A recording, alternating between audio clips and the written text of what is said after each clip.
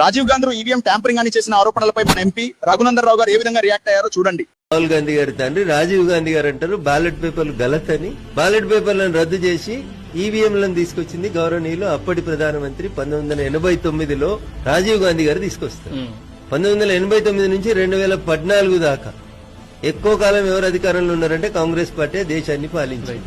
అప్పుడు అన్ని సార్లు ఈవీఎం మిషన్లతోటే ఎలక్షన్లు అయినాయి. 2014లో కూడా కాంగ్రెస్ పార్టీ అధికారంలో ఉంది. ఈ దేశంలో ఎన్నికలు జరిపించింది కాంగ్రెస్ పార్టీ. అప్పుడు అధికారంలో ఉండి ఎన్నికలు జరిపించింది కాంగ్రెస్ పార్టీ. 2014 గౌరవనీయులు నరేంద్ర మోడీ గారు ఈ దేశానికి ప్రధానమంత్రి ఎన్నికై 303 సీట్లను బీజేపీ గెలిచిన రోజు ఎవరు అధికారంలో ఉన్నారన్న కాంగ్రెసే ఉన్నది. అప్పటిదాకా ఈవీఎంలు మంచి. 2004లో మీరు గెలిస్తే ఈవీఎం మంచిది, 2009లో మీరు గెలిస్తే ఈవీఎం మంచిది, 2014లో నరేంద్ర మోడీ గారు అదే ఈవీఎంలతో కలిస్తే తూచి ఈవీఎంలు చెడ్డే అంటాడు. తండ్రికి బ్యాలెట్ పేపర్ల మీద విశ్వాసం లేదు, కొడుకు ఈవీఎంల మీద విశ్వాసం లేదు. పెళ్లి చేసిన తర్వాత తల్లిదండ్రులు కోరుకుంటారు ఏడాదికో 2 ఏళ్లకో 3 ఏళ్లకో మన్మడు వస్తాడు. కాకపోతే పక్కింటోళ్ళు